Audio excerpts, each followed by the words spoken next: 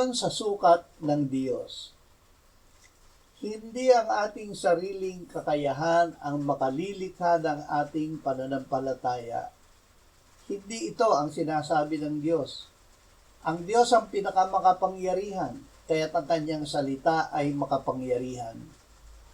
Ibinigay niya ang kanyang salita upang tayo ay magkaroon ng pananampalataya. Ang pananampalatayang mula sa kanyang salita na Diyos mismo ang lumikha sa ating puso ay makapangyarihan. Ang salita ni Kristo ay espiritu at buhay. Ang salita ng Diyos ay buhay at makapangyarihan. Nasa salita ng Diyos ang buhay at ang buhay ang ating ilaw. Ang labi ko ay